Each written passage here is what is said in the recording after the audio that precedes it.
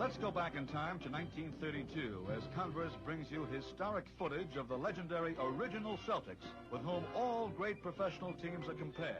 We have now taken over your radio.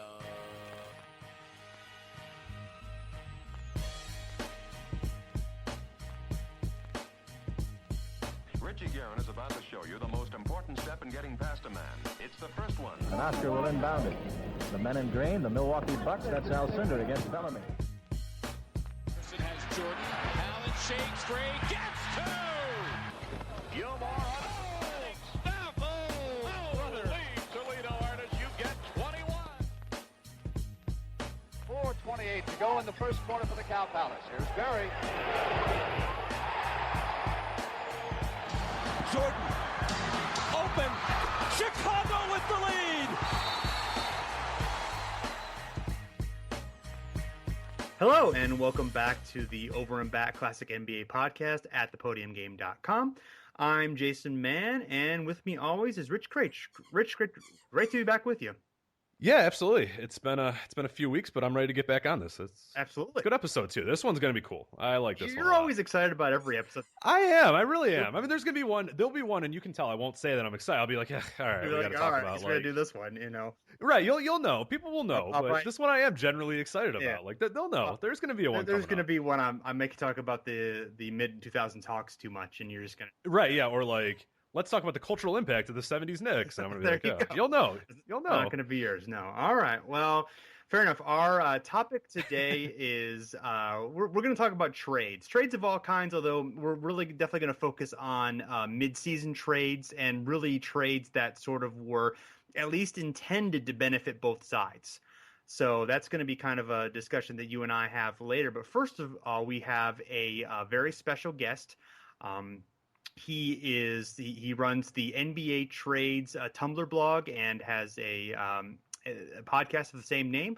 Rafael Canton. Rafael, thanks for coming on the show. Thanks for having me. I'm really excited to talk about some good old-fashioned trades. So what made you decide to run a podcast and a Twitter account and a blog that specialize in trades? What made you pick that subject? It's a mix of things. As a kid, I used to collect basketball cards. I was a little crazy, a little obsessed with that when I was like in elementary school and middle school. And I always used to memorize all stats when a player got traded from whatever team to whatever. And so in college, I was like, it'd be really cool to look back on these trades that when I was a kid, I didn't really understand why this guy got moved, to wherever. Like, especially as a kid, I remember Damon Stoudemire getting traded from Toronto to Portland. And I didn't really understand why he got moved. And then when I was in college, I randomly looked it up and I found all this information about it that I never would have understood why he got traded. And so I was like, maybe I should look through every trade possible that I looked at when I was a kid. And so I started looking through all these 90s trades, all these 2000s trades, and it brought back memories from some things. And so it sort of led me to doing that. And then I asked advice from some people, and a lot of people thought it was a cool idea. So I was like, why not get it started? And I started it, I think, I want to say 2 years ago. I started 2 years ago, like 2012. And it's just like grown into something where I'm doing a podcast on the side with it, and just trying to add a little bit more depth to a lot of these stories that I feel like we know about the trades, like what transactions happen, but there's a lot more details in terms of why this player got traded, how they fell, especially reading through a lot of the quotes. That's like the most revealing stuff that I find when I look through it. So that's sort of like what inspired me to do it. And it's sort of weird. It's like I've gone through so many trades. It's like I'm like my goal initially was like I'm gonna try and do every trade ever, but it's like with all these trades happening right now, it's like impossible. So it's hard to keep up with, but it's definitely something fun to look back at, and it definitely reminds me of those good old times when I was collecting basketball cards. What's your favorite trade that you've ever written about or covered or done a podcast about? What's one that kind of stands out for any reason? I mean, there could be a multitude of reasons why, but is there one that kind of stands out in your mind? There are a few. I'd have to say the first one I ever did was the Anthony Mason Larry Johnson trade. I did the Hornets and the Knicks, and I actually ended up doing that was the first podcast I did. I've only done like a few podcasts, but I did one with my brother, who's also a Knicks fan, and we talked about it because he's older than me, and so he knows a little bit more about like the Knicks from the 90s, and I learned a lot about it just talking to him about it. But from writing about it, I learned a lot about it because for me as a kid, seeing Larry Johnson on the Knicks and not understanding how he ended up, being on Charlotte and then ended up being on the Knicks, doing research on it made me realize all the stuff I had never heard of before in terms of his relationship with Hornets management and how they didn't want to pay him anymore. And they were pretty much reshaping the franchise after Alonzo Mourning pretty much demanded to be traded through like refusing to agree on re-signing with them. So it's definitely stuff that I never looked at before, but that's one that stands out to me. Another one that I did early on was Derek McKee for Detlef Schrempf. And that's like my ultimate favorite trade because I feel like both teams got something useful that helped them along the way and really shaped their franchises for a good 5 or 6 year stretch after, even though those guys aren't like the two highlights of those teams where we look at more so Gary Payton and Sean Kemp in Seattle or Reggie Miller in Indiana. I like those trades because those are foundational building trades that matter. Another one, I'll go for a third one.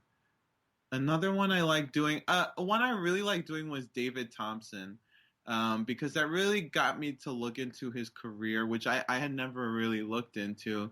And so that's sort of one reason why I do like to do older trades, like especially in the 70s and the 80s, because I mean that's before my time. So I'm born in 1990, so I never watched basketball in the 80s or the 70s. Really, a lot of that stuff is from my dad. I hear about, and it's really only Knicks. He's a New York Knicks fan, so I've never really learned anything about it. So that was one that really intrigued me because I got to learn David Thompson's story and what led to his career descending from his success in the ABA with Denver and in the NBA, and then his eventual downfall that led him to be traded to Seattle and then him being forced to retire.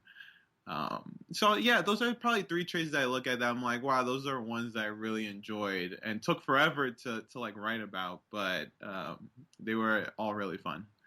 Yeah, you do a really excellent job, I think, of just pulling from a lot of different sources and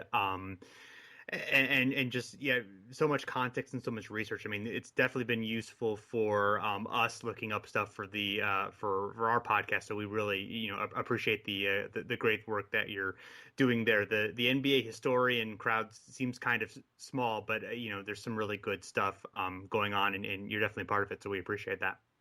Yeah, thanks. Yeah, it is really small. There are people out there though. On Twitter, it's really weird. There is like this crowd of people who really love talking about some of the old trades. I think because there are so many memories that are attached to them. Yeah, and I mean, I think just the thing about a trade is there's always like that feeling of just. With any trade, there's just a sense of like optimism, at least any trade where both sides are getting something that you feel like, okay, this could be part of our future, or this could give us just another little push to have a better chance to a championship. But there's always that feeling. It's just almost any trade. There's just that sense of excitement, I guess, that, the possibilities that could come even from relatively minor something's different. I mean, you've been watching a team or you've been watching somebody, and now something's different. Like even if you're dumping guys, even if you're bringing guys in, you're just seeing something different. There's like a change, and I always attribute it. The reason I'm a big trades guy is it's you can kind of remember memories pre and post. I mean, it's a good like kind of line of demarcation for some teams or whatever, because like especially if it's a team you follow, you sort of always remember kind of what they were like before and then what they were like after, and you can always look at that. Oh, when we traded X, is when we really got, this, or we really got bad, or we really got good, or there's always kind of a fun aspect to that for me. I've always been that way too. And I got a lot of it from basketball cards as well, just looking on the back and going, whoa, he went from Seattle to Denver. Like, how did that happen? Like, as a kid, like not understanding how trades worked. And I remember I would always go to my dad and be like, well, why'd they do that? And he would always be like, oh, I don't know. And like not knowing, hey, there's finances, or like he didn't want to tell me, hey, the salary cap, and I was always like, that guy's no good. Like, what the hell? Like, I don't understand. But no, it's now that you know it, you get a little more of appreciation now that you're older. But absolutely. Yeah. So what are some of your favorite trades that like really benefited both sides? I mean, you mentioned the Shref McKee trade. Are there any others that kind of stand out as like, oh yeah, this definitely worked out really well for both teams? Yeah. There are a few. There are some really good ones. I mean, like, wow, it's really hard because I'm like trying to go through everything. Sure. And a good one I'd say is, what's a really good one? The Sean Marion, Steve Nash, Dallas and Phoenix. I know it sounds crazy thinking that, but when Phoenix traded Steve Nash, who at the time was a bench player in his first few years, and they traded him to Dallas, like a lot of people look at that as a steal. But in the trade, they got a draft pick and they got Sean Marion, or they used that draft pick on Sean Marion. So I think in retrospect, that looks a lot more fair than when you think probably the first 2 or 3 years, you probably say, oh, Nash, because of how well he played in Dallas. After the first few years, when I think the first 2 years he didn't play that well in Dallas, but became an all-star. And I think that one's, Nash ended up coming back to Phoenix, but it's that one I think is a really interesting trade just because, like this, it doesn't seem like a big trade because at the time Nash was a bench player and then eventually he became something, and then you're just trading a draft pick and you don't know where it's going to end up.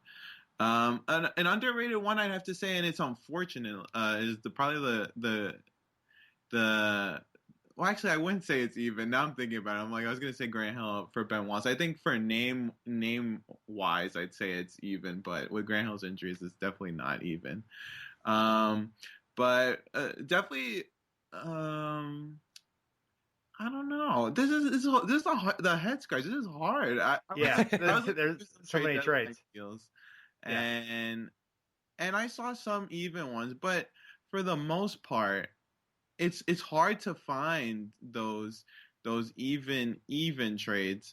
A lot of times there is usually a fleecing, or I think also players don't fit necessarily with whatever team they're joining, and so you think that based on name recognition level that it'd be even, but then it doesn't work out. Like a good example is one I did was Dan Marley for John Hot Rod Williams. I did that. I worked on that piece for a while.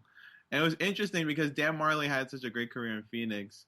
And as soon as he got traded to Cleveland, he really, really struggled that the 1 year he played in Cleveland because they played a much slower system. Mike Fratello historically always had low-scoring teams in Cleveland. And he really struggled. And John Hot Rod Williams struggled too. So that one's sort of even in they both were really bad after the trade, after being really good players for their team. So that one's an even one thinking about it. But yeah, that's one that actually I'd say there are ones that actually, it's a good one. Seattle, Milwaukee, and Cleveland. That's a fair trade because everybody suffered from that one. The Vin Baker, Sean Kemp, Terrell Brandon, Tyrone Hill 3-way trade. Obviously Vin Baker and Sean Kemp didn't work out, and Terrell Brandon only was with Milwaukee for 1 year. And I think the same thing with Tyrone Hill. I think he was only in Milwaukee for a year and a half. I think that one worked out perfectly from it's just ultimate chaos and disaster. So that's one that I'd say is definitely even from another perspective compared to looking at the Shref and McKee trade. That one is like even from both players help those teams succeed, whereas the other one with Seattle, Milwaukee, and Cleveland is just a hot mess. And I think. Go ahead. Oh, sorry. Go ahead. I was just gonna say, are there any trades that you kind of think that like are historically maybe seen as significantly better or worse than they really ended up being? I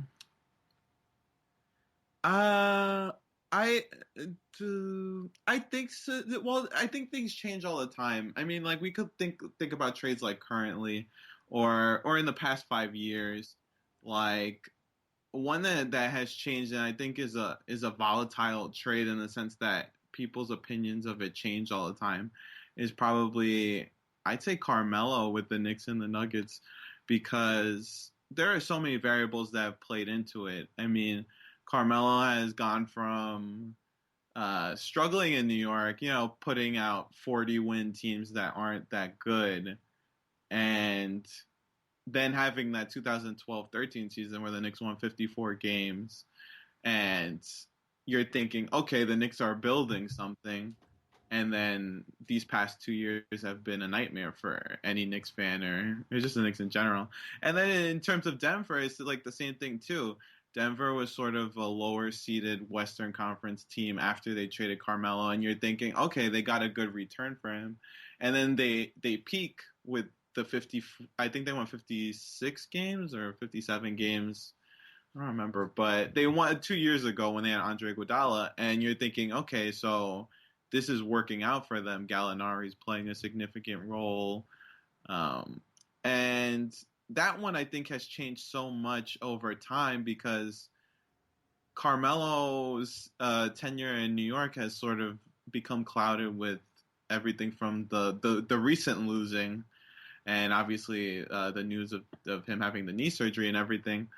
And the Nuggets situation has sort of unfolded in a negative way with Gallinari having his knee problems and Wilson Chandler not necessarily growing into what the Nuggets wanted him to be and sort of becoming more of a trade chip than anything. And I mean, things change all the time. Like Mozgov was sort of a throw-in into the trade, and the Nuggets were able to profit very well off of trading him because they got 2 first-round draft picks for him.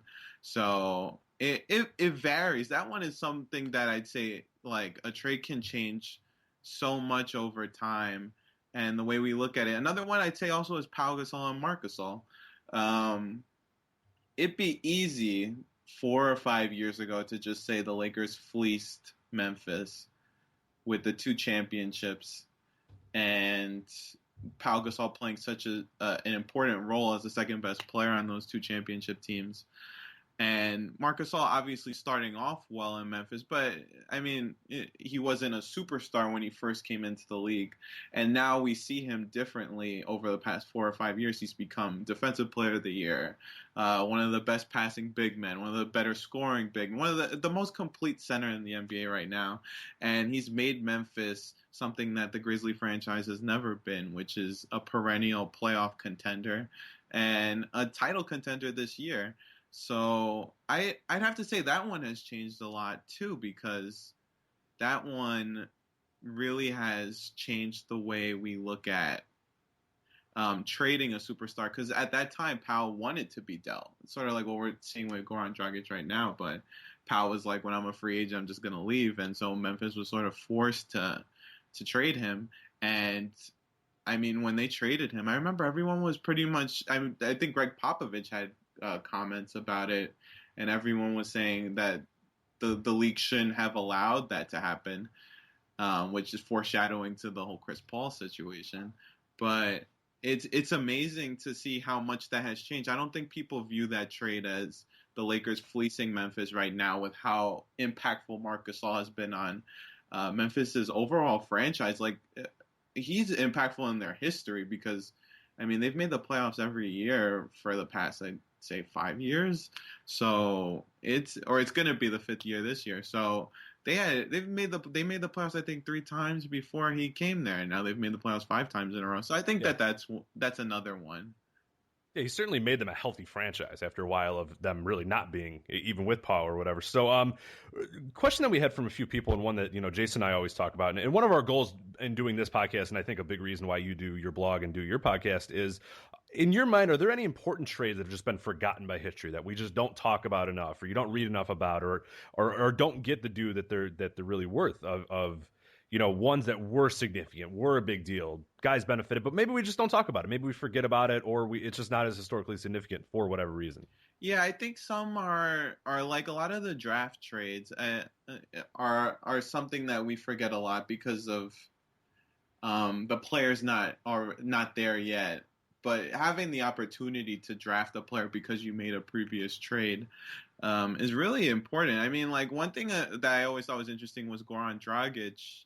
And I know it sounds so weird now that he's talking about the trade, but when Phoenix wanted him, San Antonio drafted him, but Phoenix bought the rights of the pick from San Antonio, so it ended up being a trade, and they ended up drafting the rights to Dragic in that trade with San Antonio. And obviously he left and went to Houston and came back, and he's been such an important player. That's one that I look back at that's like, wow, like it's underrated steal. I think they traded Malik Hairston. They traded the rights to Malik Hairston, who's not even in the NBA now.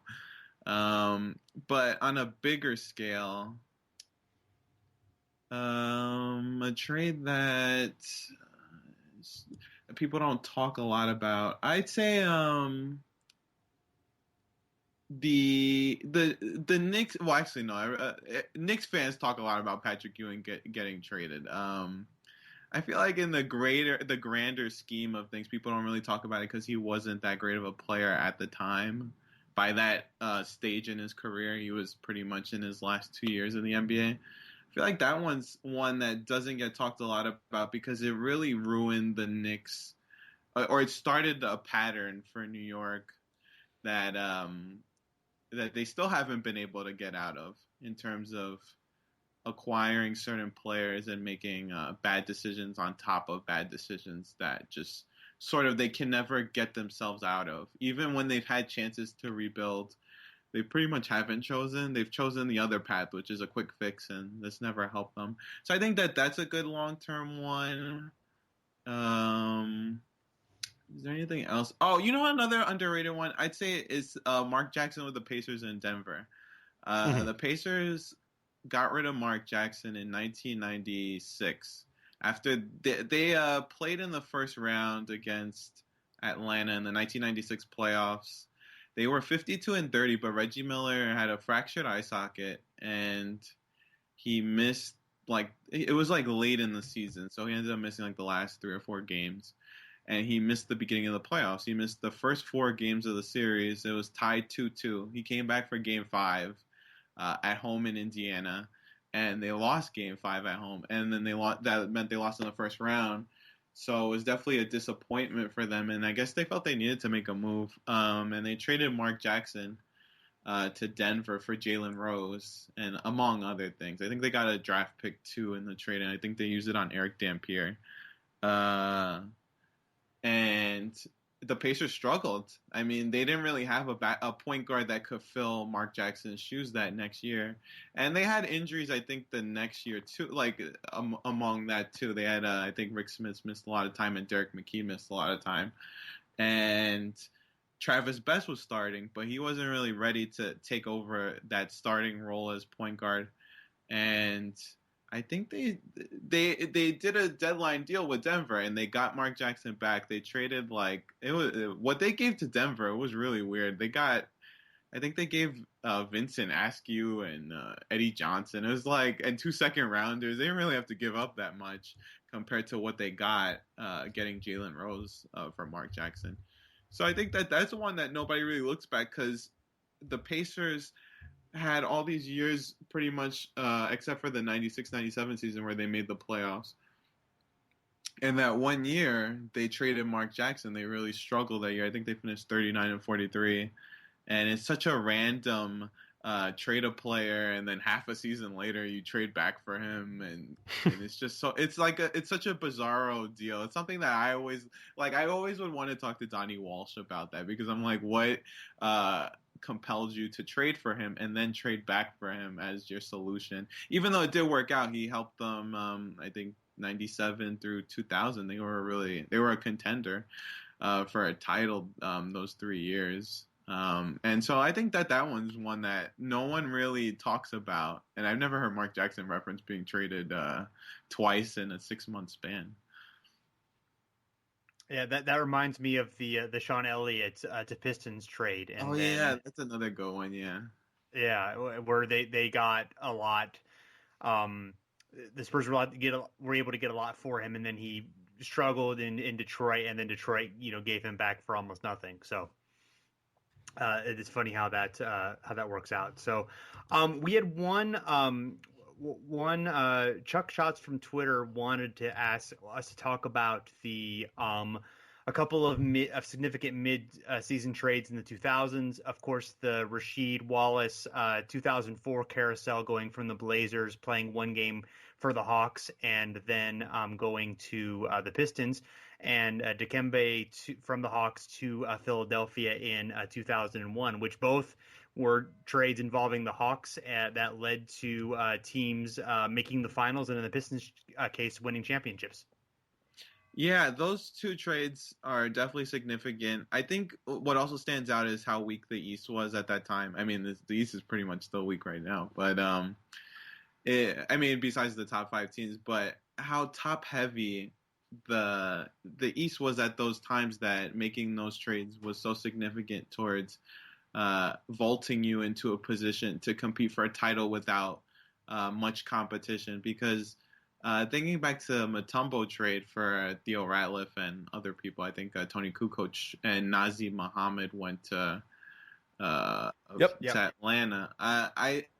It's interesting because Mutombo really helped them. I mean, obviously Ratliff was hurt, and they needed someone to fill in, because he was playing well. I think he made the All-Star team, but couldn't play because he was injured. But Mutombo really helped them. He did everything he was supposed to do. I did his trade for Philadelphia to New Jersey, so I got to look through some of his Philadelphia numbers, especially during the finals run. And he played really well. He was a force. He rebounded, he blocked shots. Obviously, he was never like a great low post scorer, but he did his job. And he really helped them that year. I think it's just after that he started to show signs of decline, and I think that's why they felt the need to trade him after the second year when they struggled, because Iverson was hurt a lot the year after their finals run.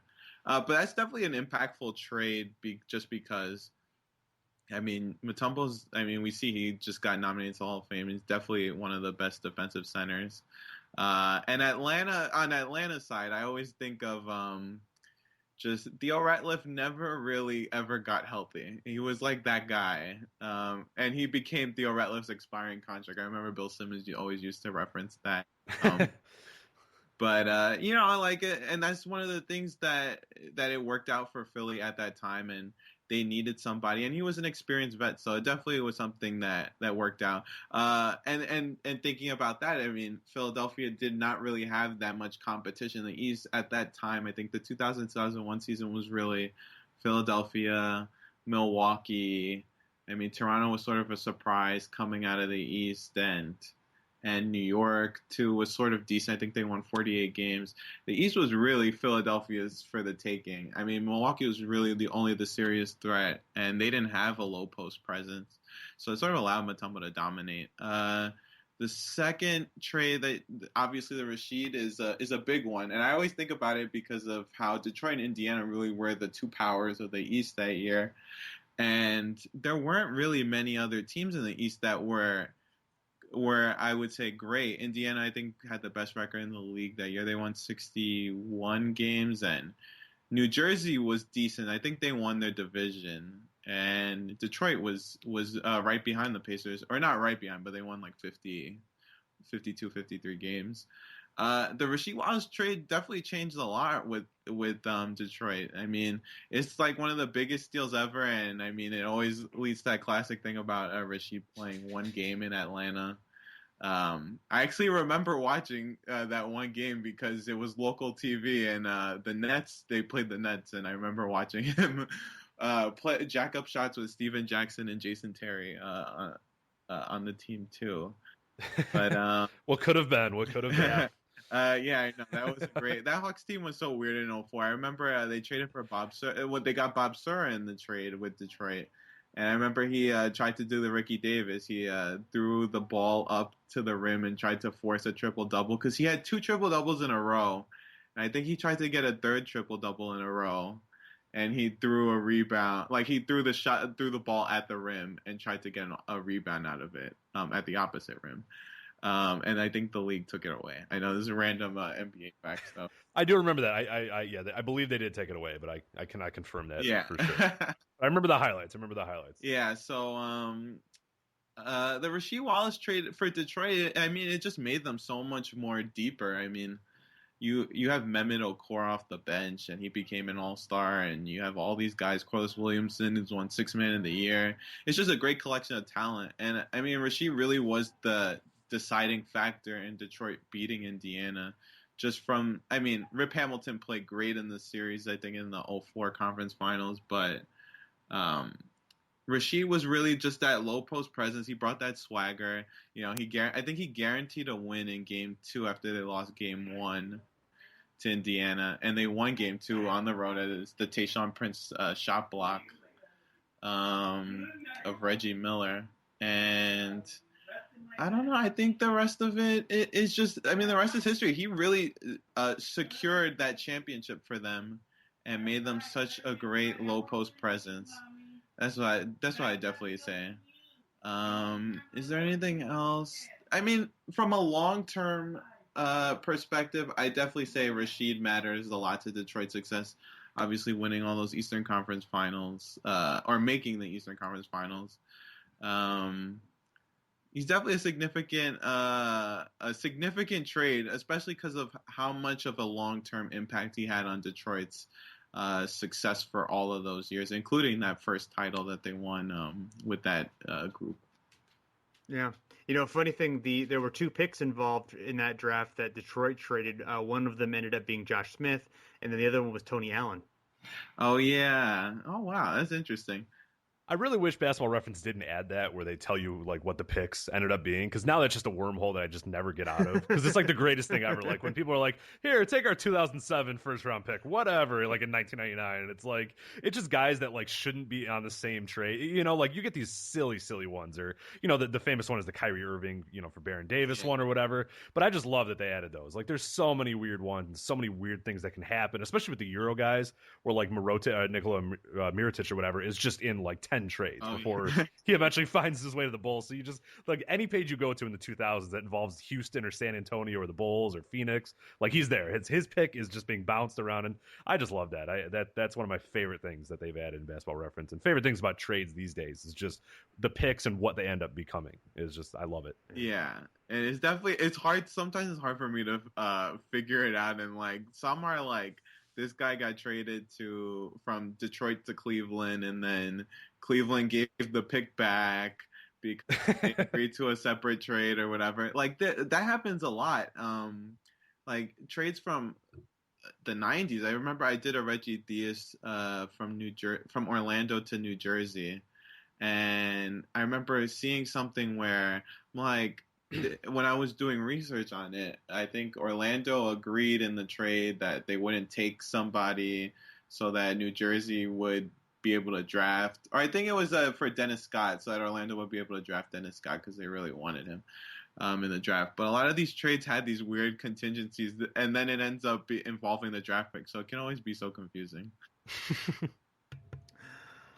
All right. Well, Rafael, do you want to let everybody know where they can find you on the internet? Yeah, sure. NBAtrades.tumblr.com. Definitely working on some good stuff. I'm actually working on Rick Pitino trades with the Celtics. Oh, nice. Oh, no. Nice. I know. That's why Those will be long. Yeah. Those will be long posts. after doing the Isaiah Thomas one, I definitely wanted to get back into doing some specifically focused on certain GMs or coaches or certain eras of teams. But yeah, NBAtrades.tumblr.com. You can check out the podcast. I haven't done one in a while. I've been meaning to do one, but time constraints. Is there anything else? Follow NBA trades, NBA_trades on Twitter. I talk about I'll just randomly start talking about a trade that happened or something I'm researching, or look back at some old YouTube clips of full games, because I randomly watch old games, usually during the offseason. The offseason is when I do that more. During the season, it's harder to be like, I want to watch a 90s game when there's so many available good basketball games on this year.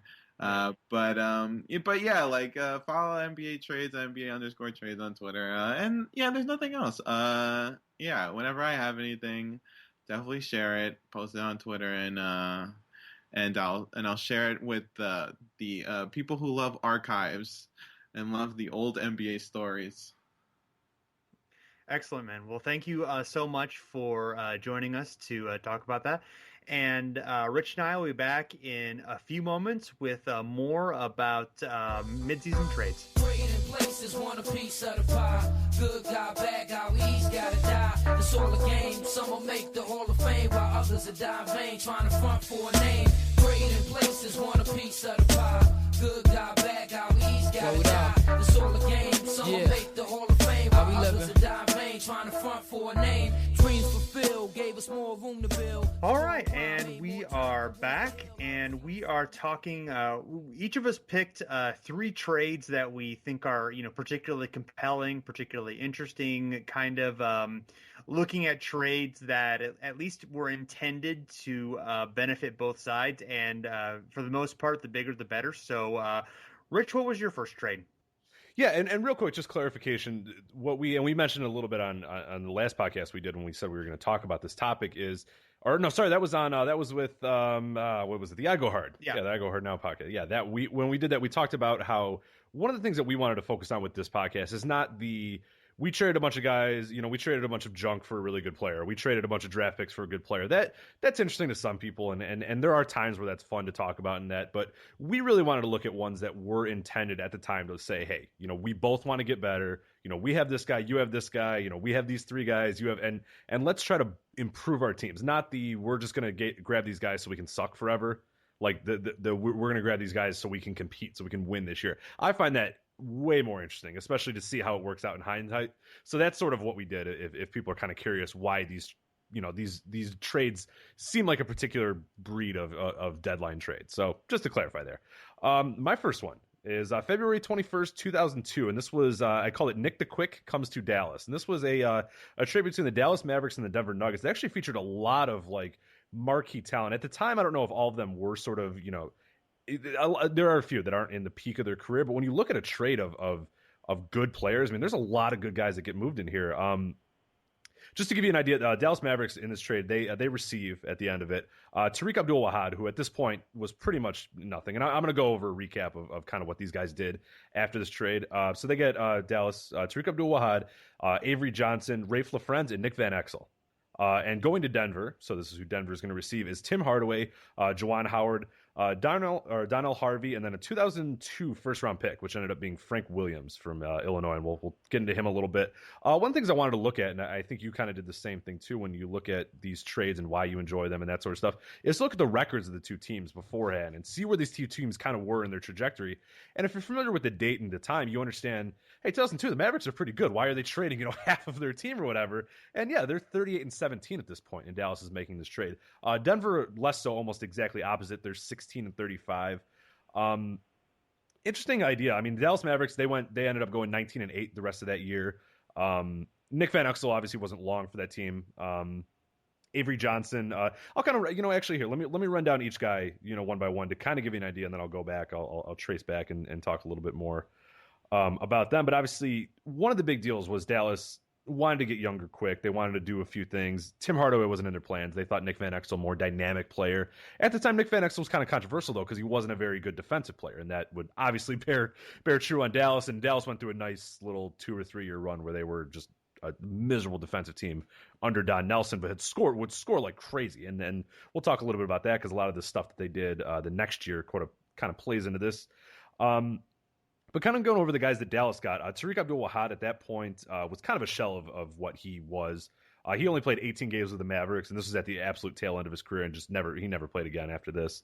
Avery Johnson obviously had a little bit of a stint with the Mavericks, 65 games, only had about a 0.5 win shares, but it was during this time that he was starting to get groomed to be Don Nelson's heir apparent, to be a future head coach, to be a future assistant, whatever it may be. He ended up having a little quick stint after this with the Warriors, but immediately upon returning to the Warriors, he became an assistant with Dallas.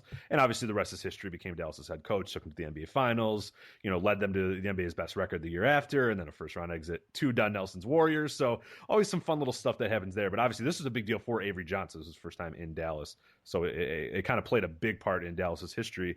Rafe LaFrentz actually had a really good, or actually rather I'd say a decent run with Dallas. 7.7 win shares. Funny enough, though, he was traded the year after for Antoine Walker. And as I mentioned in my show notes, he was traded for Antoine Walker and his wonderful three-point stroke. Because if you're familiar with what happened when Antoine Walker went to the Dallas Mavericks, well, he shot a lot of threes and shot them and loved them. And that was really the team. Well, actually, it plays right into here. Nick Van Exel, who only had 5.5 win shares with Dallas, so didn't play a huge role with them.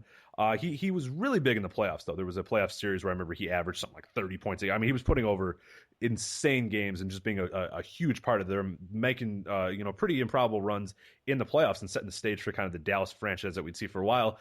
But the year after, he was traded for Antawn Jamison, and that sort of built this new Dallas Mavericks team that at the time when I was a kid, I thought that was the greatest team ever. I thought Antawn Jamison, Antoine Walker, Steve Nash, Michael Finley, and Dirk, come on. Like, this team's going to be awesome. And then Sean Bradley, like, how can this go wrong? And then I forgot, oh, wait, defense is also a part of basketball. I am 13 and I don't know that. I just assume you score and you win. Yeah, but I'm sure they were a fun video game team. Oh, they were so good to play in NBA, whatever NBA 2K this would be. NBA 2K3, right? I would guess would that be at that point? Or 2K4. 2K4 probably, yeah, it'd be 2K4 at that point. I remember because I played with Dallas anyway at that time. So when this happened, I was like, oh, it's over. Like, so I went online. That was actually my best. Now I do know it's 2K4 because I played that game to death, online and doing stuff like that. And I know I was big. That was my team because I was like, you can't stop this team. And then I watched real games and I was like, wait a minute, like, why are they giving up 150 points a game? And I was like, oh, right, yeah, duh, they need defense. So kind of interesting. This trade really did shape Dallas's team for a while and ended up, Antoine Walker and Jamison were not there for long. Big transitions, but this is a weird period in Dallas where, like, it almost seemed every single year they were trying all new things. And then they finally got some stability with Dirk, with Nash for a little bit until he left. But it was basically Dirk that became the true leader of that team eventually. But this here real quick, Denver Nuggets, obviously after this trade, they weren't a good team before and they were equally bad afterwards. They went 11-20 for the rest of the year. Tim Hardaway, yes, if you don't remember the Tim Hardaway Denver Nuggets run, I will not blame you because he only had 14 games in Denver. His career was winding down fast. He was kind of a nothing at this point. I know he bounced around a few other places before. I think he went to Indiana at one point. But this was kind of the end of the road for Tim Hardaway. One fun fact that I don't remember at all, I don't know if you have any recollection of this, I found this when searching for this. While playing with the Nuggets, Hardaway was suspended for 2 games and fined $10,000 by the league when he threw a television monitor on the court. I wonder what brought that up. I tried to figure that. I couldn't find a video. I couldn't find anything else. I just found this little nugget in like an SI Vault thing that was talking about how he was enraged, so he threw a monitor on the floor. So it's like which has got to be a yeah. It's like he's like putting the he's like in a wrestling match, like he's throwing the monitor. Exactly, yeah, right. Usually like on the announcer's table, and then he drives Antonio McDyess through the table. Yeah, like maybe. And that's why Antonio McDyess was always hurt. Probably. Yeah, so that makes sense. That logic checks out. Yeah. But like, whose monitor did he steal? Like, what guy didn't have a monitor then? That kind of sucks. I don't know. Anyway, yeah. Juwan Howard, who obviously was a big part of this trade. I mean, a big star at this point, or not. I'll stop at star. Let's calm down a little bit. Yeah, well, which is weird, and that's what's always interesting about Juwan Howard is you look at his contracts, you look at what he was and what he should be, and a lot of what you think about. He just never really ever had a run with one team that you were like, yeah, that was really good. Like that. He was always weird though, because he was really like okay. He was always very, very good, but just never stuck around with teams. Denver was no exception. He only got 7.6 win shares while with Denver. Not a long tenure. He after this moved on to 1 year in Orlando. A year and a half later, he bounced around again, and he was just all over the place. He was never could really put his foot down in any one place. But Denver, he didn't do much here, and that was a big centerpiece of the trade. Donald Harvey, 3.6 win shares with Denver. Not a bad year and a half run, but it's Donald Harvey. Who cares? And then the 2002 first round pick, I wanted to mention Frank Williams, who was out of Illinois, a guard. Interestingly enough, he was traded by the Denver Nuggets with Antonio McDyess for a 2003 second-round pick, which just happened to be, a no-name thing or whatever. But who they got was pretty interesting. He was traded to the New York Knicks for Marcus Camby, Nene, and Mark Jackson. So it all comes down to it all comes around to Mark Jackson. Mark Jackson, there's a lot of seven. I mean, for a guy that I always think is synonymous with a few teams, like that last 5 years of his career, just everywhere. He just went he becomes sort of that Kevin Bacon, the separation, the degrees of separation with that. Cause you know him as a Knick, you know him as a Pacer or whatever, but man, he bounced around a lot at the end, including multiple times to the Knicks. Yeah. So that tried to lead the revolt against John Stockton in Utah. Oh, right. Yeah. Yeah. So he did a lot of things. So I forgot about that. That was an interesting strategy. And I do remember this trade at the time too, because Nene just came out. Nene was just this fresh face, Brazilian prospect or whatever. And at that point, it's still boo, anybody from America, they can't be good. They're from, So I remember him coming out and people obviously in New York booing him because I know you're shocked that the New York draft crowd would boo somebody, but I remember Nene Hilario getting picked and everybody's booing him. And I was laughing. I was like, he looks okay. He looks not bad. Obviously, he's got short hair at the time. He's a little fresh-eyed 18-year-old, but always kind of funny. That's always a memory that I have is them just booing him like crazy and him just being I don't understand. Why am I getting booed? So that's my first trade is the Nick Van Exel, Juwan Howard, Dallas, Denver mess. And Denver, obviously, it was many, many years before they would actually be pretty good. All those guys were kind of gone, and it would be until they drafted Carmelo Anthony that they really became a consistent winner because this crop didn't really work out. Nor did let's get Marcus Camby. Let's have Antonio McDyess. Oh, he gets hurt too much. Let's acquire Marcus Camby and see how that works out. Oh wait, damn it. Okay, well, let's get big men who have feet. That's our goal for the next year is big men with feet. So there you go. So my first trade is from February 25th, 1988, and it is the Cleveland Cavaliers and Phoenix Suns. Basically, the Suns getting Tyrone Corbin, Mark West, a draft pick that turned into Dan Marley, and most importantly, Kevin Johnson. And a couple other second-round picks that didn't really add up to much for Larry Nance, Mike Sanders, and a first-round pick turned into Randolph Keys, who I have not heard of, so I'm assuming was not that important. I was going to make a WCW 2001 joke, but only you and then maybe a few of the people that listen about Mike Sanders, but above average Mike Sanders. But above average, yeah. So I'm glad you get that, and then there's going to be two other people that are oh, sweet, an above average Mike Sanders reference. And then 95% of the other people that listen have no idea, so I will stop right now. But all right. Well, that was an above average joke, Rich. Thank you. So this was part of a huge overhaul for the Suns. They also traded James Edwards to Detroit, and they traded Jay Humphries to Milwaukee for Craig Hodges. Basically, in 24 hours, they brought in 24 players who, along with Tom Chambers, who was a free agent signee, they would go from 54 losses in 1 year to 55 wins the next year and a berth in the Western Conference Finals. That is gunslinging at its finest. Yeah, there you go. So they also they traded coaches. They had Cotton Fitzsimmons as a coach the next year. So they kind of turned it around. They made some Western Conference Finals appearances for the next two seasons. Eventually were sort of a mid-50s win team for 4 straight years, and they traded for Charles Barkley and made the finals in 93 and, made some deep playoff runs again, but obviously never could win a championship. But however, Kevin Johnson, Dan Marley, and Mark West were, a strong foundation for a perennial playoff team for almost the next decade. So, definitely a good trade from their end. But on the other hand, also a strong trade, I think, from Cleveland's perspective, because Larry Nance was 29 at that point. So he was a sort of an underrated player, I think, but a very good defender, athletic, good dunker, and still had a number of years in Cleveland, 3 or 4 more effective years in Cleveland. Actually, more than that. He had 2 All-Star years and played 6.5 seasons in Cleveland. His last year he had a lot of injuries, but and they were a franchise that, had a pretty similar strong play, other than sort of an odd fall off in 91. They would always, of course, run into the Bulls or usually run into the Bulls through the 90s, but they definitely had like a, the Eastern Conference Final was run in 92 and, had some tough playoff series. So it was definitely a better trade for Phoenix, but it was a pretty good trade for Cleveland as well.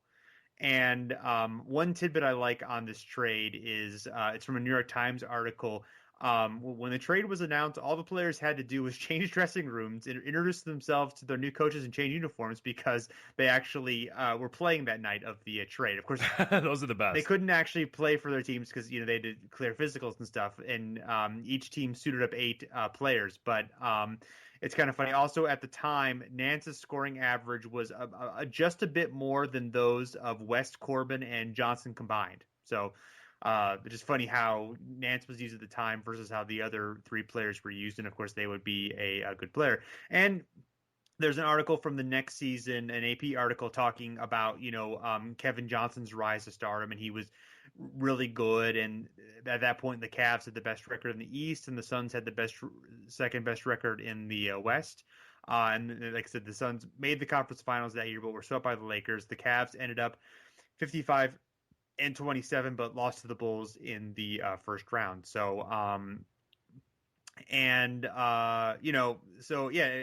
the Cavs, that was Mark Price, Brad Doherty, John Hot Rod Williams, Ron Harbour, and Craig Elo, a strong team. A lot of those guys were drafted in 86. That was a really strong draft for the, and, I don't know, obviously, like Kevin Johnson ends up being, having a borderline Hall of Fame career and being a really great player. But, obviously he would have been behind Mark Price in that situation. So I'm not sure that.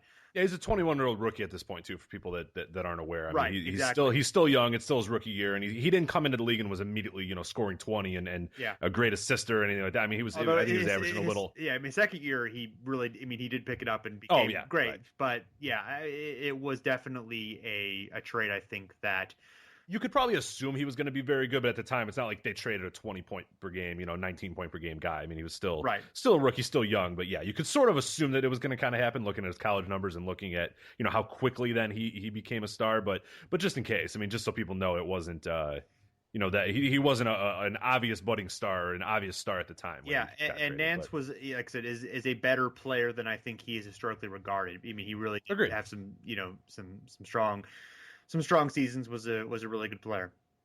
Won the first NBA dunk contest. So yes, was really good. Always a really good dunker. He's one that when I go back and watch, he's always one that his dunks age well. Yeah, and he's always got. I'm like, man, he doesn't really get a whole lot of credit. I mean, that's every year when I watch those old dunk on, I'm like, man, Larry Nance is a really good dunker. Then I was looking at his numbers. I'm like, yeah, Larry Nance is a really good player. Yeah, he was like 21. He just kind of get lost in the. He's like one of those dudes that just gets lost in the shuffle of like the time when he was around. It was just like, dude, there's no more room for any more stars. Like there are already too many good ones. Out there. So it's a little unfortunate, but he's still a good player though. Everything in the West was overshadowed by the Lakers for most of it. Right. So, I mean, there was exactly. You weren't going to get your head above water there. So, not so much. Unfortunately. No. So, all right. Well, what is your next trade? All right, my next trade is March 11th, 1999. This is I'm titling "Everybody Gets a New Point Guard," and this trade is a massive one. This is a massive 3-team trade. I'm going to break down the guys here real quick, and then I'm going to do some quotes that are pretty interesting about this. I'm going to do less of kind of analysis of what happened before and after, and more of how this trade happened, and one guy in particular that sort of forced his hand with this trade. But the trade is Minnesota. They're receiving, or in the end of this trade, they get Terrell Brandon, Brian Evans, who we'll get Brian Evans is nothing, and then a 1999 first-round pick, which ended up being Wally Szczerbiak. So there you go. The New Jersey Nets in this trade received Chris Carr, Bill Curley, which I can do another Curly Bill WCW reference. Boom, that's 2. Nice. In case you're curious. Good. Elliot Perry, and then Stephon Marbury. So big trade. So essentially Minnesota, Terrell Brandon, New Jersey, Stephon Marbury. We'll go into that. Milwaukee out of this trade, they received Paul Grant, Sam Cassell, and Chris Gatling. So they actually got 2 decent players there in Sam Cassell and Chris Gatling, and then Paul Grant, who was nothing. But it's kind of an interesting trade. I know I was looking through the SI Vault to see, and Jackie McCollum does an awesome piece on how this trade became, who wanted this trade to happen, what the GMs thought, and in particular Kevin McHale, who was the Minnesota GM at the time, pulls absolutely no punches in the fact that they were not happy about having to make this trade. But essentially, that Stephon Marbury all but forced them to do it, and his agent David Falk, who's very famous for being Michael Jordan's agent and that sort of stuff, and how he sort of forced it as well. Yeah. So interesting sort of stuff. So I want to read a few of the quotes. Rich, before you say, I can't imagine a player trying to demand a trade. This day and age, that would never happen. Oh, I know, it's ridiculous. I mean, that can you imagine you're a point guard on a team that looks like it has a chance to be good, or possibly was good last year in the West, but just can't get slightly above water, and then you're going to request a trade. It's unbelievable. It is literally unbelievable. I mean, I refuse to believe it. So anyway, so here's kind of the quotes, and Jackie, like I said, did an awesome job with this, and I can link it if people are interested, and just tweet at us if you're interested, or if you just go to SI Vault and look up Stephon Marbury trade or something. I think it's going to come up right away. Here's what the Coney Island native forced the Timberwolves to trade him to New Jersey last Thursday after providing them with a short list of acceptable destinations: New York, New Jersey, or Los Angeles.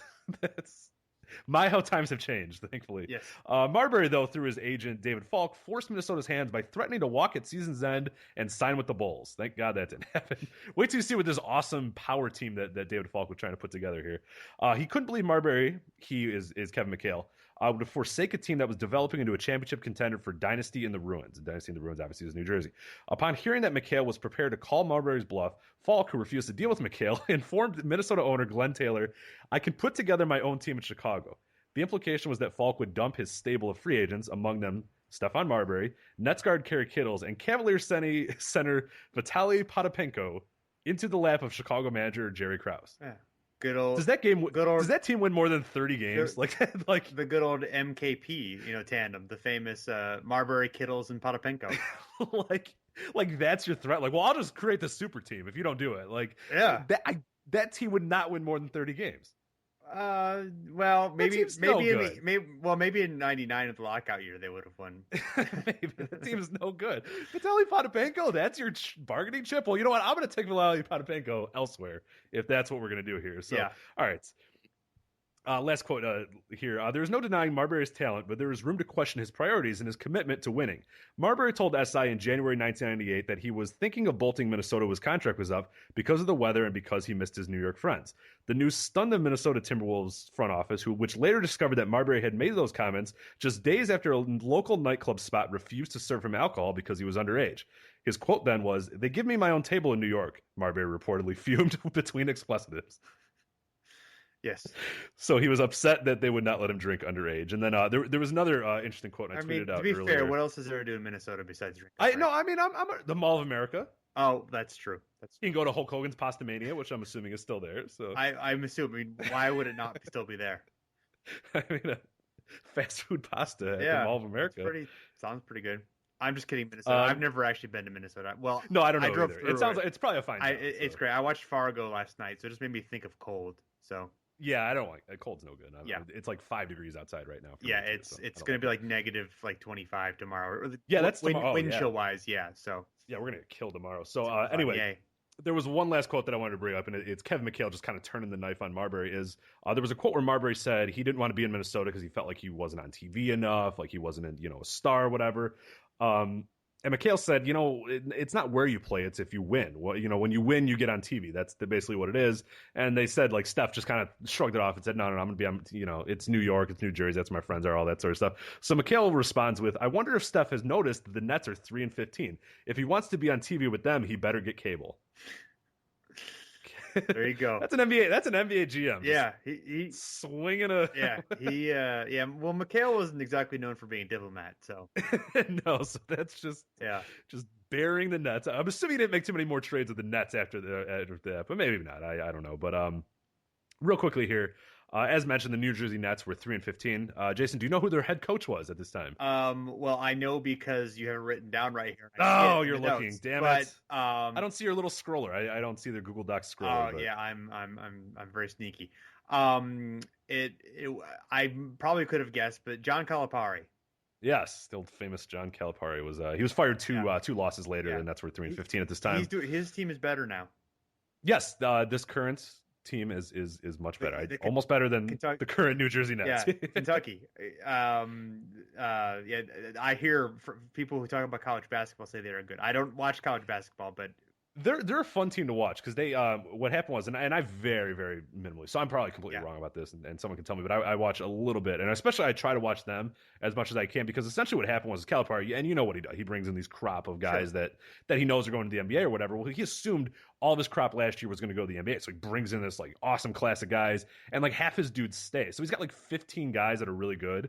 And like 10 of them are like all staters and like all Americans. And so he just runs out like rotations of 5, just like 5 all Americans just come out. And like, it's just unbelievable the depth that they have. Like anyone on their bench is better than everybody else on any other team. Like it's ridiculous how good they are. And there's like a few guys, you know, like Jahlil Okafor and Duke or whatever, but pretty much like there's a reason they're 24-0 or 25-0 or whatever it is right now. I mean, they're a powerhouse, but real quickly, Minnesota Timberwolves, They get a little bit. They do okay. This was a team that was okay for a while and was really looking to get on that next cusp, and that was the big thing, is that Marbury and Garnett was going to be it. And obviously it didn't happen, and ended up being Terrell Brandon. And Terrell Brandon was for most of his career a really good player. The big problem with him is health, and he never quite got there. He had a 23.1 win shares with Minnesota though, which is pretty damn good considering that, you know, he's largely considered just, you know, being so injury prone.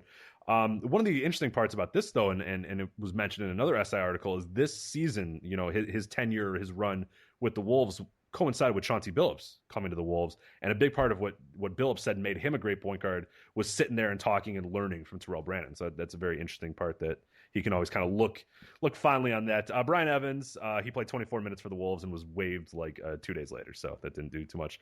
The 1999 first-round pick turned into Wally Szczerbiak, who's a huge part of the Timberwolves, you know, success throughout the mid-2000s. 41 win shares total as a member of the Wolves. And a fact that you brought up about a week or so ago, he set at one point the Timberwolves franchise record with 44 points, and this was on April 13th, 2003. It was since been broken by Kevin Love, and then who else broke it this year, sir? Corey Brewer broke it last year, and then Mo Williams. Oh, that's right. And then Mo Williams broke it this year, and this is the first. I can only assume this is the first time that a team has traded its 2 franchise scoring leaders in the same season. Someone can look that up. I tried to look it up. I don't know how the hell you could figure that out. That's got to be an Elias like Sports Bureau thing. Like, yeah, like just have somebody just pour over books to try to figure it out. This is the Jason Sports Bureau, buddy. Yeah, and no, I agree. Hey, look, how could that possibly happen any other time? Like, you know what I mean? Like that'd be really hard to happen. It would be difficult. And it can only be a franchise like the Wolves or something like that. But sure. But anyway, the New Jersey Nets, obviously, after this trade, I'm not going to go over Chris Carr, Bill Curley, and Elliot Perry. You don't care about them. They don't matter. Stephon Marbury, maybe you care about them in case one of them is listening. Thank you for listening. But yes. In case Elliot Perry is listening, I apologize. Stephon Marbury, though, obviously his Nets tenure, 19.2 win shares. He became an all-star and became sort of a household name. People were more aware of Stephon Marbury in New Jersey, so he was kind of right in that respect. But the Nets didn't get, you know, dramatically better with him. They were okay, but they weren't that good. He ended up getting moved to Phoenix for Jason Kidd. And obviously when Jason Kidd came, coupled with Richard Jefferson and Kenyon Martin, that's when the Nets went to consecutive NBA Finals. Became a pretty good team, a team that I think benefited from a very weak East because that team is not really good. And obviously their Finals appearances proved that they weren't very good because they got beat pretty good. But Stephon Marbury obviously has turned, went to New York, had a bunch of issues there, but has turned, parlayed that into a legendary career, like an absolutely legendary career in Chinese basketball, the Chinese Basketball Association. I believe he has statues of him, and he's like, if you look at his playoff point per game, there's like one year where he had like 37 points in the playoffs. Like that's just, I love it. I'd love to see a lot of video of Stephon Marbury playing in Chinese. I'm sure it exists. Because I'm sure, I've seen a little bit of clips. I've never seen like a full game. I've just seen like highlights or whatever. But he seems like he's had, hell of a time. I'm glad that because he was a guy, really was always sort of taken very weird in America. Nobody really knew how to handle him. He was sort of I don't want to, because he wasn't really a bad boy in that sense, but he was sort of, you know how I'm trying to, I don't know how to describe him. Maybe flaky? Yeah, I guess that's the right word. Yeah. Like he wasn't a bad guy. There wasn't anything Yeah. bad about him, but he was just like people couldn't get a handle on him. And they mentioned even in this article, Kevin McHale just mentions on like a daily basis, you weren't sure what Marbury you were going to get. Like sometimes he was super hyper focused and was great, and then other times he was just floaty, and it was like you never knew what you were going to get out of the guy. But no, I'm happy to hear about that. Yeah. Milwaukee, obviously, this trade was a big deal for them because Sam Cassell coming to there. Paul Grant played 5 minutes, so that was pretty awesome. Chris Gatling, he only played 30 games for them, bounced around the league for a little bit after that. But Sam Cassell played a big part in Milwaukee's history. You got 38.6 win share, 36.2 win shares, and then obviously on the mid 2000s or the early 2000s Bucks, they almost reached the NBA Finals in 2001. And Sam Cassell at this point basically firmly established himself as a top tier point guard in the league. Would then go to a few other teams throughout his career. Really just be a staple of the NBA after that. I mean, he was to a point before that, but this was, I thought the Milwaukee run was one of his better runs, and one that I always feel I'm kind of synonymous with him. I thought when he really sort of put it all together was that run. But yeah, absolutely. And of course, then had some success in Minnesota later. Yep. Would go to Minnesota and form that team. I really wanted that team to win. There was that year with Latrell Sprewell was awesome. Cassell was great. Wally's World was and Garnett, of course. Oh, those Timberwolves. It's probably because their jerseys were so bad. That probably. There you go. If they didn't have trees on the side of their jerseys, they probably could have won. They probably would have. Yeah, but... that's the lesson. Very few teams win a championship with the bad jersey. Right. I mean, yeah. You look at the Vancouver Grizzlies. Proof trees do not equal. No, just don't have trees. No trees. I recommend not having trees in your jersey. Yeah. So my second trade is a infamous day in Atlanta Hawks franchise history, where the Hawks traded a Dominique Wilkins and a 1994 first-round pick, which later turned into Greg Minor. I know Greg Minor fans, a lot of them here, for Danny Manning, to the Clippers for Danny Manning. So this is weird because the Hawks were 36-16. They were in a tie for the best record in the East. And the Hawks they are apparently the only team in NBA history to trade their leading scorer while having the best record in their conference. That's so Hawks. Now, he was 34 at the time. Yeah. They were he was coming off, he'd torn his ACL the year before, or come back from it the year before. So he'd had it, within the previous year or two. Had come back from it, was still playing well, but was, at a point in his career where, he wasn't going to be carrying the team for too much longer. So it did make sense to think about the future a little bit. And Danny Manning had actually played pretty well, led the Clippers to a couple of playoff seasons with Larry Brown there. They made it for the first time in 16 years in 92, back when they were the Buffalo Braves. So it's a trade where the perception has gotten much worse with age. But on the other hand, in many ways, it is still very baffling. It's funny reading the quotes of the time, because Dominique has talked about, just how horribly disappointed he was by doing it. He always wanted to be in Atlanta, and so on and so forth. But quotes of the time are say, "Oh, the reception has been unbelievable. They've given me more respect here than I ever got in Atlanta. I always wanted to be in LA. The Clippers have talent, but you need leadership, someone to step forward. I will do that for the Clippers." Obviously, he's just making the best of it or whatever, but it's funny to hear him talk about it now versus what he said then. Another interesting thing is that Manning, depending on who you asked, apparently they traded for Manning, who was going to be a free agent as well. Without, they obviously didn't come to a formal agreement with him, but it is baffling in retrospect that because one thing they say that they thought that they would sign him, and then later apparently their GM Pete Babcock, who's sort of infamously a bad GM in Atlanta and Toronto, later was quoted as saying that Lenny and I are disappointed that Danny is not coming back, but we were prepared for it. We made the trade with the understanding he wouldn't be back, which is just now. We just wanted those 4 months of Danny Manning, just because they'd be fun. They thought, I guess they thought that Manning, who was 8 years younger, would be better for the playoff run. And the funny thing about that is that there's an SI article from the time right after the trade, and the quotes are almost hilarious from it. Where I'm going to paraphrase it, where Wilkins is a small forward who can fill up the basket. Manning he's 27, versatile. He's 6'10" front court player who can fill up an entire box score. and says, where Wilkins and Willis often clashed over the ball, Manning welcomes help with the scoring load, and where Wilkins was the human highlight film, Manning is the living instructional video, so sound and aware that Lenny Wilkins envisions running much of the offense through him once he learns it. It's really funny to see Danny Manning sort of be as as Wilkins be portrayed as like this petulant, gunner, and Manning be like this, panacea, this great, we're gonna share the ball with him.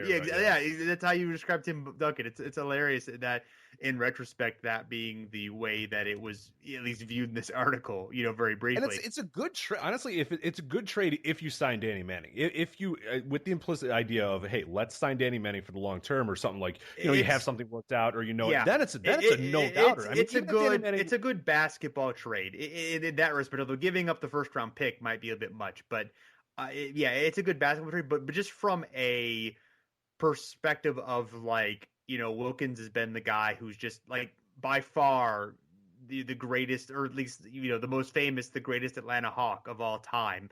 To treat him that way, to trade him to the dregs of the NBA, to the worst team, for doing that, that obviously is just a terrible PR move. Just in Atlanta, the Hawks still affects the relationship with the Hawks have with the city to this day, so from that perspective. But I do agree with you. It's a defensible basketball trade if they are able to keep Manning, who would have played pretty well. Now, they were able to kind of rebuild a couple of summers later. They get Dikembe Mutombo. They have Ogman. They get Steve Smith.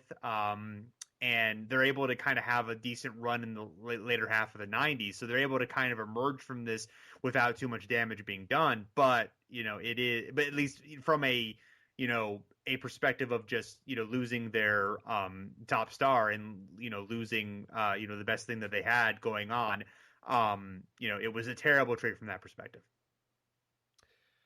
It's hard to lose those when the face of the franchise trades are always tough. I mean, I don't know if there's ever a really good time to do them. Yeah, and in this case, I mean, one time it is not a good time to do them is when you're in first place. That's what I was kind of getting at. There's sometimes where it's where you can sort of.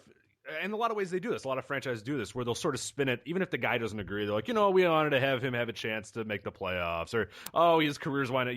We wanted him to get one last chance at an NBA Finals run, or something like that. But that's not really what happened here. It was kind of and honestly, it wasn't a bad basketball trade, but when you don't re-sign the guy and you only last 4 months with him, so you traded, one of your franchise's most iconic players for 4 months of Danny Manning. That's not so good. But Atlanta's going to Atlanta. I mean, Manning was actually pretty good. I mean, and he was pretty good afterward, although he had some injuries later. And, it was pretty good for Phoenix. But, it just, it is a, it didn't work out well. No, it was unfortunate for them. But although speaking of, Wilkins he was able to go back with his former coach from the Hawks, Bob Weiss, who was the Clippers coach. So there you go. Yeah, okay, good. Nice reading for them. So, all right. So what is your last trade? Well, here, this one is another one that didn't go particularly well for a lot of the same reasons as the Danny Manning one. So it's good that we kind of segued from these two. And I call this one Jesus Leaves Milwaukee. This is February 20th, 2003, and this is the trade, the famous one, Ray Allen, Gary Payton. Here's the guys that kind of went on the move here. Seattle received in this trade Ray Allen, Ronald Flipmurray, Kevin Ollie, and then a 2003 first-round pick, which turned into Luke Ridnour. And then Milwaukee received out of this trade Gary Payton and Desmond Mason. So, interestingly enough, when I picked this trade, I just kind of picked it because it's always been one that's interesting for me. This is an interesting idea that they trade. Milwaukee trades a franchise corner, or to that point, a franchise cornerstone in Ray Allen, a guy who nearly got them to the NBA Finals for a while, a guy that was synonymous in the early part of his career with Milwaukee, and then Seattle trades an absolute franchise cornerstone in Gary Payton, a famous player. I mean, a famous throughout the 90s, NBA Finals, that's what we're talking. I mean, Gary Payton, you think Gary Payton, you probably should think the Seattle Supersonics. If you think, anything else, I look at you poorly. But, I mean, he's sort of synonymous with that franchise and that, everything that comes with it. So to have this trade go down, it was very interesting. It almost seemed like kind of a challenge trade. I wasn't exactly sure why it happened. So in my research, I looked up, and I always kind of assumed that Milwaukee was getting rid of Ray Allen for whatever purposes they were. And I remember there was some issues with George Karl at the time. But I was never even sure why Milwaukee wanted to take on Gary Payton. I thought, okay, you know what? They were bringing on an older Gary Payton because they wanted his contract to expire because he was an unrestricted free agent. And then he was going to expire, and they were going to use that extra cap space and kind of rebuild and do that sort of stuff because they had faltered a little bit. But then when I look up in the SI Vault, which is why the SI Vault is the greatest thing ever, I come to find out that Milwaukee wanted Gary Payton. So Milwaukee GM Ernie Grunfeld called Seattle and said, what would it take to get Gary Payton? Seattle responded back with Ray Allen, assuming, hey, Ray Allen, and then Ernie Grunfeld called him back and said, yeah, let's talk. Let's do Ray Allen, Gary Payton, let's talk about some numbers. So always a really fascinating thing to me. What sort of happened, a lot of the reasons, Bucks coach George Karl did not like Ray Allen. He even mentions in this quote that he was a scorer with little interest in sharing the ball or playing defense. So kind of interesting that George Karl never really quite got it. He said there was lack of effort sometimes from him. There was just issues. And George Karl has since apologized and said he should have been, a bigger man. He kind of jumped to conclusions by saying that, whatever. But, you have the Bucks trading, Ray Allen to get Gary Payton. And then it very interesting because, they thought that they were going to get, they thought they wanted Gary Payton. And I could not fathom that because obviously as an unrestricted free agent, he bolted Milwaukee the year after. I mentioned this on Twitter earlier today, so I'm glad Paul Henning, who does some work for the Save Our Bucks campaign, the SaveOurBucks.com and that stuff, he follows us, and he actually responded to me with a few different things and said, don't bring that up. I hate hearing about that. And I asked him, I said, you probably knew at the time, what the hell were they thinking getting Gary Payton, who was an unrestricted free agent? Like, why would he stay in Milwaukee? And apparently, according to him, he said, and in this case, he is Gary Payton, told Ernie Grunfeld that he could bring Karl Malone to Milwaukee as well. He asked the Bucks for a 4-year, $40 million extension and guaranteed Malone would sign there too. In case you're not familiar with what time period, Karl Malone and Gary Payton decided, hey, let's go to Los Angeles and team up with Kobe Bryant and Shaquille O'Neal and see how that works instead of going to Milwaukee. Yes. And they made the NBA Finals, and obviously that's a team that's historically like, oh, they failed, and they got to the NBA Finals. Like that's right. I was like, because people do that with like the Miami Heat that first year too. They're like, oh, look at the big three's a failure, and I'm like, they're in the NBA Finals. Like that's really hard to do. Yes. Like that's pretty damn good that they were like, hey, let's get a team together and go to the NBA Finals, or like let's win a championship, and it's like, oh, they were 4 games short of winning the NBA. I'm like, that's pretty good. Like it's not too bad. I think that's not a bad goal to have in mind. So obviously the Karl Malone, Gary Payton Bucks dynasty did not happen, but that would have been sweet. I don't know why Ernie Grunfeld thought that would happen. Maybe just the terrible uniforms. They were like, oh, we can't wear these uniforms. I'm sorry. These purple uniforms. No, we can't do that. No. Then again, they wore purple. No, I guess, yeah. Yeah, well, I guess you do. Well, the Sonics had bad uniforms by then too, and the Jazz did. So yeah, you really couldn't escape bad uniforms. It was. They were getting a little better by then, but yeah, they were starting. It was not a good uniform situation for the most part. Yeah.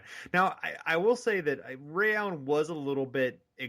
Maybe not expendable isn't quite the right word, but they did have Michael Redd waiting in the wings, who was really surprisingly very good, was a second-round pick. So it did sort of make sense to move Allen to get playoff time. But yeah, Gary Payton, who was still really good then, but was 34, and it turns out didn't want to stick around. So. Believe it or not. Yeah. No, and at the time, I think we always had this perception of what Ray Allen is now, and he really didn't have that at this point. I mean, he always, and I think it played out later when he went to Seattle, and they didn't have a ton of success afterwards. They made, they played the playoffs 1 year, won 50 games, one of the years as well. But when you see him go to Boston, you understand that's probably the best for Ray Allen, or you see what he did in Miami is him being the featured guy, him being the number one guy probably wasn't the best move. And he excelled at just being the second or third option, being that guy who could sort of stay away from the ball and just be ready to catch and shoot and do that sort of stuff. Once he does that with Boston, and once he does that with Miami or whatever, then you kind of see, that's what Ray Allen is. If you're at the time, I mean, George Karl was, he sort of gets a bad rap, but it was sort of justified in the point too, where him as the featured guy wasn't really, Milwaukee couldn't get over that hump. They got, games within the NBA Finals in 2001, and then just they started to falter, and Karl sort of made the move. But like the Danny Manning thing, it kind of hurts when then you don't sign Gary Payton. And then I thought, okay, cool, you just wanted to get, cap space, but then they realized, hey, we wanted. I wonder if that was sort of revisionist history. Them saying, no, we wanted Gary Payton, but I don't know. This was done at, close to the time of the trade. So I have no reason to believe that they'd be, lying about that. But anyway, the fortunes of the teams, Michael Redd, as you've mentioned, became the leader of the Bucks for a while. They made the playoffs. They've made it since this trade 4 times. They made the playoffs. Never gotten out of the first round, though, so they never have really had the success that they had with that Ray Allen, Glenn Robinson, Sam Cassell team that they had. But Milwaukee's rebuilding, and they're on a good path these days. I think they're finally sort of figuring it out and getting it together, and they have real talent for the first time in a long time. Yeah. Gary Payton has mentioned 28 games with Milwaukee. Unrestricted free agent, signs with the Lakers alongside Karl Malone, who they did not go to Milwaukee. They instead went to the Lakers, and they made it the NBA Finals and were within a few games of winning it. Obviously, the Detroit Pistons beat them, a team that we talked about a little bit earlier. And then Desmond Mason, who went to the Bucks as well. He spent 2.5 years in Milwaukee and was kind of a pseudo star for the franchise. I remember pretty big deal when I went to Bucks games at the time. Like, he was obviously famous for his dunk contest dunks, and he was okay. He was probably the second or third option on the team, but a pretty decent player. Didn't he get hurt? He did. He tore his ACL one of the years, if I remember correctly. Okay. And that always sort of, ever since then, he kind of became, he actually turned into a pretty good shooter for a while as well. So he had a pretty interesting career. One thing that's interesting about Desmond Mason, though, and I mentioned 2003 first round pick was also in this trade, and it was Luke Ridnour. A few years later, Desmond Mason and Luke Ridnour were traded for each other, and it was these two teams trading those guys to the other one. So it was Desmond Mason, who at the time was an Oklahoma City Thunder member, getting traded to, or who was on Milwaukee, getting traded to the Oklahoma City Thunder for Luke Ridnour, who was getting traded to Milwaukee. So I thought that was kind of fun, interesting as well. So a few years, yeah, exactly. What a circle of life. Seattle, obviously, they won 52 games in 04-05. 3 years later, they would move to Oklahoma City and obviously become the Thunder, and the rest is history there. Ray Allen had a decent career with Seattle, 38.2 win shares. Eventually moved on to Boston and did, everything that Ray Allen would do. Around Flip Murray, he had a quote-unquote breakout 2003, 2004, which I always remember people really calling it a big deal, and that was a breakout. I went back and looked at the season. He was no damn good. Like, he was just a no-name that had, 15 points a game, but, he had 1.7 win shares. Like, he was a scorer or nothing. Like, he did absolutely nothing else but that. So I remember at the time that was a big deal because he was scoring so much, but he wasn't really very good. So he was a poor man's Jamal Crawford for the Hawks in 2009 before they got the real Jamal Crawford. And he would bounce around a lot of teams would bring him up. I remember the Bulls brought him in. Cleveland brought him in with LeBron that one year. It was like, here, you got Flip Murray now, and they're like, yeah, he's not good. Like, they're like, no, he's good. And he never was. And he flipped around. He was at 6 different teams at the end of his career, and the reason was because everybody thought this year was good, and he wasn't any damn good this year. So that's the Flip Murray. Sorry, Flip. He did have other than 1 year in Seattle, he had a career high PER in the Hawks. It was 14.7. Oh, there you go, yeah. It was 15. I remember that. 15.4 and 04 for the Sonics. So that was pretty good. Was he a bench chucker for the Hawks, or he didn't start? No, right? He didn't start. Yeah, he was the sixth man. I mean, he was fine in that role for that year. Then it did not last after that. Mm-hmm. So yeah, I remember a fat Flip Murray throwing up shots for the Bulls in 09, 010. There you go. Awful. It was It was a team that was obviously getting better, and there was pieces there, and it was Flip Murray, and it was stop, just go away. Yeah. And he eventually did. But Vinny Del Negro, I believe, liked him. So Kevin Ollie, who didn't do too much there, he played 770 minutes with Seattle. He's now obviously the head coach of the storied UConn basketball team, so he's obviously moved on to a pretty good career. And Luke Ridnour, as mentioned, 2003 first-round pick that was traded in this. Over 4 seasons with Seattle, he had 14.1 win shares, but then, ironically, as I mentioned, moved on to the Milwaukee Bucks and had a decent career with the Milwaukee Bucks, too. So he's carved out a really good career, Luke Ridnour. He's done now, right? Or is he still hanging around? He's on the Magic. Oh, that's right. Yeah. I remember seeing him now. Yeah, I think he plays over younger, better players. Yes, that is. Well, maybe not now that they have a new coach. Yeah, that's true. Yeah, that was a big reason. But yeah, he's carved out a nice little niche. I mean, he was never, and you really could assume he's only actually played 442 minutes, so he hasn't played that much. But okay, all right. Well, 31 games. I don't know if he's been hurt or not, but he probably doesn't deserve to play that many games anymore. But yeah, decent career for him. So and as mentioned, ironically enough, he was traded for Desmond Mason, in this trade. So very interesting trade. Yeah, it was something that I went in not knowing, and then I learned that Milwaukee actually wanted Gary Payton, and then to find out that they assumed that Gary Payton and Karl Malone were going to come to Milwaukee in the mid 2000s. Yeah, so that's very cute. Optimistic. That's cute. I like that. Yeah, hey, I enjoy that. Optimistic Ernie. Those are two stars. And they were clearly title hunting at that time. I remember when those free agent thing went down. I mean, Karl Malone was flat out just I want to win a title. I have X years left. You don't go to Milwaukee. I mean, I don't know. Right? With how weak the East was, I mean, I guess if you had added Malone and Payton, I guess theoretically maybe you could have had Like they could have been in contention to win the East the next year. I mean, they're like a 500 team without those guys. So sure, if Michael Redd, is a good scorer, that's not a bad team actually. But yeah. I mean, they're obviously not what the Lakers ended up being. Even though that was, I don't know if Joe Smith and Shaq are 1-1, but right, yeah. But Brian Skinner and Shaq, obviously. When you combine those two, they had Tim Thomas. I forgot, old Timmy Thomas. Oh yeah, old TT. One of my favorite players of all time. I don't know why. That's kind of weird. Like people have like Ricky Davis as their like kind of like ironic like player that they like. Tim Thomas is always some of mine. It's just no damn good, really. Just like good at a few things and like really thought he was awesome and like just fun to watch. But man, not very. Mine's good, probably Tyronn Lue. So okay, well yeah, I like that one. Yeah, thanks. I like Tyronn Lue. Yeah.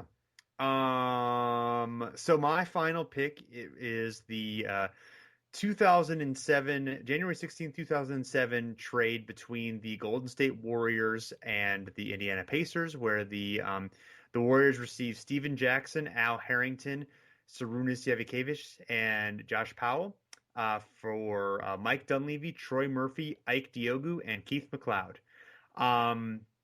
And this was basically, neither one of these teams liked what they had, so they decided, we'll just swap our problems and see how it works out. Those are the best trades. Yeah, basically Dunleavy and Murphy didn't really fit in with Don Nelson's system. Nelson had just become the coach of the team that year. The Pacers were still kind of reeling from the Malice in the Palace situation. Steven Jackson had been suspended for that. He'd also recently gotten in trouble the previous season for a fight in a strip club, and then had a spat with Rick Carlisle, who was their coach at the time. Harrington had come back from the Hawks, signed with the Pacers, but he didn't really fit alongside Jermaine O'Neal very well. They both kind of played the same position. So they decided to trade issues, and that actually ended up freeing a bunch of money up for the Warriors too, because Murphy and Dunleavy had way more on their contracts left than Jackson and Harrington did, which is hilarious to realize today. But I mean, Murphy was a big man. I mean, he rebounded pretty well and he could shoot threes, but he didn't do much else. And Dunleavy was kind of a underachiever most of his career. He's a decent role player now, but it was just not was it kind of another like great white hype that didn't end up working out too well. Also, what has often been noted is the Indiana getting two white guys. It's sort of a pattern of Indiana trading and drafting white guys for a while. Oh, at this time? Yes. It was a while. This was the most annoying, like grindy. It was like the most white team ever too. I remember, just watching them in playoff series or whatever, and like, yeah, they had like 6 white dudes that would just come off, and like they were just, they were such. Yeah. And it was kind of the running joke, but it was like it played out pretty good. So, Utah and Indiana always had that like, oh, the white guy's going to be on there, they're going to draft for them, and that it always kind of ended up happening that way. But right. The funny thing is that there's ESPN analysis, and John Hollinger thought that Ike Diogu going to the Pacers made them the winner in the trade, because Ike Diogu was actually like a really good permanent player for a while, but just he had injuries and he didn't play very much. I think he got in foul trouble a lot, but this was kind of not the early days exactly, but this was before a lot of the other advanced metrics were out besides PER, at least that were like popular and used, a lot. So that was, it was still kind of, advanced statistics, at least being used by fans and by writers, was still kind of in its infancy. So it was like we didn't have that much to go on yet. Here's the whitest. I found the whitest Indiana team, and the one that I hated so much. It was the 2010-2011 Indiana Pacers. They had Danny Granger and Derek Collison and Roy Hibbert and all those sort of guys, and Paul George, young Paul George at this point. But I remember this Hansbrough, right? It had Tyler Hansbrough, who was annoying, like the most annoying. It had Mike Dunleavy, Josh McRoberts, and Jeff Foster. And there was a point I went to a Bulls playoff game against them, and there was a point where all like those guys were just rotating in and out. I think Jeff Foster came in and just did a hard foul, and then like Tyler Hansbrough came in and elbowed somebody, and then like Mike Dunleavy was just running around and hitting threes, and I was like, I hate this team. Like they're so annoying. They're just like so white, and they're like hustling to every loose ball and just being grindy, and it was just like, God, this team's annoying. And like Jeff Foster's terrible. Come on, like. Yeah. I hate Jeff Foster. The most obnoxious I've ever been at an NBA game. I went to a Pacers game, and I had a few beers. And they're playing the Hawks, and I mean, I wasn't obnoxious to the point of like cursing or yelling, but I was like heckling Mike Dunleavy a little bit, just like that. I think I kept saying that he was too slow. And I think he was playing against Josh Childress, or I forget the particulars now, but I was, chanting that he was too slow, and then he made like 5 3-pointers like in a quarter, and right. And somebody in the another fan around me said, "He's not too slow now, is he?" And I'm like, "Well, yeah, shut up. Yeah. You're only feeling him." Like, yes. So yeah, that was my favorite. Screw that Pacers team. Yeah. Worst team ever. Yeah. So so of course, it didn't really work out that well for the Pacers, at least not initially, but they were able to sort of rebuild, become a decent team under Danny Granger as their star, and then a very good team with Paul George as their star in the next few years. But it worked very well for the Warriors, who that year put together a great 30-game stint toward the end of the season. And then Baron Davis had been picked up the year before. So Jackson, there's kind of a Grantland feature, talks about, it's his career feature on Steven Jackson, but one of them is talking about how, Jackson was a guy who pushed Baron Davis to play to his talent, and they pulled off we talked about earlier, the 2007 upset the 67 win Mavericks in 07. Mm-hmm. I'd forgotten this, but Steven Jackson was ejected in games 2 and 5 in the series, but then scored 33 points in the clinching game, and also defended Dirk very well despite the size difference. And there's a blog by Tim Kawakami, the beat writer for Mercury News, just saying that basically it balanced the roster, finally gave Barron some guys who could fight and scrap alongside him, and sort of unifying the vets as guys with getting third and second chances, and guys who fit Don Nelson's system as well. So it was really just a fabulous trade on all those fronts, and everybody there behaved well, at least for a couple of seasons before Davis left to go to the Clippers, and Jackson started causing problems and got traded to Charlotte. But apparently Chris Mullin, his third big move after Baron Davis in this trade, was going to be trading for Kevin Garnett on draft night in 2007. But apparently that got botched by ownership and some other issues, including Garnett not really being exciting to come to the franchise. But I had no idea that they were. Yeah, I'd never heard of that. For him. That would have been weird. I don't know about Kevin Garnett and a Don Nelson. I don't know if I like that. I kind of think that might have. I mean, he wouldn't have shot threes, but I kind of think that would. I kind of think that would have worked. I mean, he can space the floor, and I mean, obviously, he'll be tremendous defensively and change the culture that way. I don't know. Maybe the system wouldn't work, or maybe the attitudes wouldn't work, but I could see it just kind of from a basketball perspective. I think it. I mean, I just think Garnett's so flexible and so right in a weird way, even though he's just very like conservative in his temperament. But I just think he's just such a I guess a basketball genius, for lack of a better term. I could just see him kind of fitting basically in almost anything. Mm-hmm. I don't know. Maybe you might be right, but it'd be goofy. It'd be goofy anyway. But I do want to see it. I have a definite curiosity to see it. One of my favorite things ever is to think of like, especially when you talk about Don Nelson or like run and gun, and just see how like certain guys would work in those systems and in that, because like he was a mad scientist too. Like he would have probably found a way to maximize what Kevin Garnett did, and then in 2 years Kevin Garnett would have hated him, and then he'd be like, that's the Don Nelson thing, is like he comes in, like everyone's like and then like he makes the most out of you, and then you like hate him like a year later, and then he's all gone and he calls you an asshole. Like it's just the Don Nelson thing that happens, and I'm sure that would have been like really fun for like 6 months, and then they would have hated each other, and then something would have happened afterwards. But that's all right. Right. We can dream, but still, Kevin Garnett in a Warriors uniform, that's got to be pretty cool, right? Yeah. Any trade that doesn't happen is pretty awesome. Let's be honest. Like, although they had a terrible uniform then, so that was only. Oh, with the stupid blue man holding a lightning bolt for some reason. Yeah. Like, so what is that? Yeah. Nothing to do with San Francisco. And then like you go to the arena and you go and like you just see like how cool it is and how the atmosphere of it or whatever, and you're like, man, they wasted so many years on terrible jerseys. Yeah. Just god awful jerseys. Luckily, their current scheme is awesome. They're pretty great now, but So, I don't know. Anything else, Rich? Not really. No. trying to do updates on the current trade deadline. Nothing coming up right now, but any thoughts on what's going on right now and any predictions of guys that move or anything like that? I don't know, man. I mean, it's been a weird day because, of course, basically they've announced that Goran Dragic wants out of Phoenix. I mean, they've said it privately. They've all but said it publicly. I guess Ty Lawson didn't show up for practice.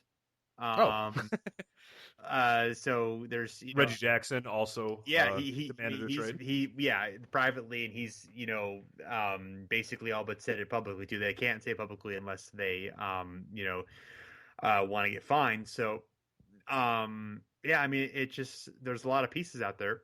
It's sort of hard to see how they fit together, but you never know. I mean, the Nets are sort of out there. There's been talk of Joe Johnson to the Pistons, and anything that makes the Nets worse, giving up talent, it makes me happy, because if the Nets miss the playoff, well, no matter what, the Hawks get the Nets pick, but obviously the Nets, they have the right to swap picks. So the Nets not making the playoffs gives them a small chance to, get further into the lottery, and obviously the better the pick for the better it benefits the Hawks. So.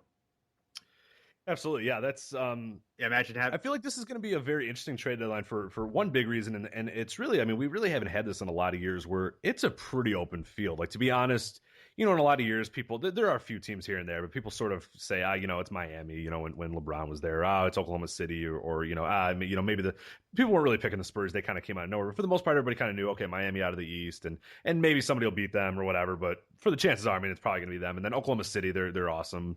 Maybe somebody will beat them or whatever. And obviously it happened here and there. But this year, you really, honestly, more than any other year that I can remember in recent history, like, I really don't know. Like, there's so many teams that could make the NBA final. Like, matchups in the NBA finals, like you can come up with 6 or 7 or 8 matchups or whatever and be totally justified. Like, nobody would argue with you. Yeah. You know what I mean? Like in previous years, you can't be like, yeah, Bulls, Grizzlies. And it's like, yeah, it's probably not going to happen. You know what I mean? Like last year, like, people are going to look at you like you're an idiot. Like, maybe, okay, whatever. But it's probably not going to happen. But this year, if you said a Hawks, Warriors, perfectly logical. Yeah, well, yeah. Trailblazers, Bulls, perfectly logical. Like, you know what I mean? Sure. Like, there's a lot of really weird ones that like at the end of the day, Oklahoma City might not make it at all. San Antonio doesn't look very good, but you can still say, if you said Cleveland, San Antonio, I'd say, okay, probably. Like, you know what I mean? Yeah. It's really weird this year. I mean, any of the 8 teams out west, and I mean, I think between 3 and 5 teams in East, any of those teams I think could make the finals. Yeah.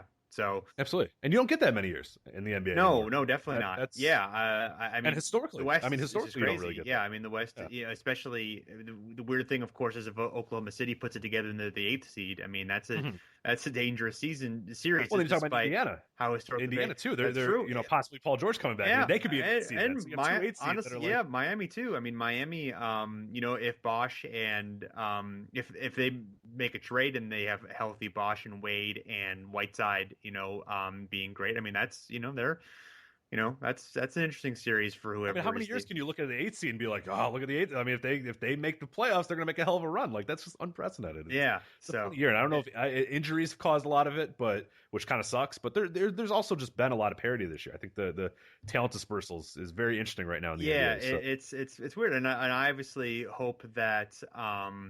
Apparently Jerome Kersey died today. Mark Spears is reporting it. Yeah. Wow. Oh. Well, maybe that's a topic we'll have to look into later. But wow, man, how old was he? 52. Yeah. Oh man. Oh, I was gonna say he couldn't be that old. Right. Yeah. Exactly. That sucks. Anthony Mason's not doing well either. This is no good. Yeah, no good. I know it's rough, man. It's rough. Well, anyway, Rich. And on that note. So anyway, everyone, of course, can check us out at thepodiumgame.com. Our podcasts are posted there. We'd love it. Any feedback you want to give us, you can leave a comment there in the post, or you could post on our Twitter or Facebook pages, twitter.com/overandbackNBA, or same for Facebook. We also blog a little bit at overandbackNBA.com, and we'd really love it if you would give our show or the Hardwood Paroxysm network of shows, which on iTunes, if you would leave us a rating or review, we appreciate that. You can just search for Over and Back NBA. You can find the Hardwood Paroxysm feed, or you can search for Hardwood Paroxysm Network. Either way, you will find our show. And we, of course, have many other great shows, Biscast Ball, Rise and Scribe, the Podium Game Podcast, R Squared, and got a few others on there as well. It's a big network and a lot of great shows on there. We encourage you to check out our other Podium Game shows. I think there's a great mix of different types of things on there. So, Rich, thanks for doing another one of these with me. Yeah, I really enjoyed this one. So we'll have to come back again sometime soon, and it might be sooner rather than later. I'd like to let's tentatively target doing a Jerome Kersey one. I'd like to do that. That's a fun, interesting one that nobody else is really gonna. You know what I mean? Like a podcast about Jerome Kersey. Like who else can do that besides us? Oh, right? Yeah, absolutely. Like right there. Let's. All right, we can settle that. We will settle that. All right. So So thanks everyone for checking us out, and we'll be back in soon.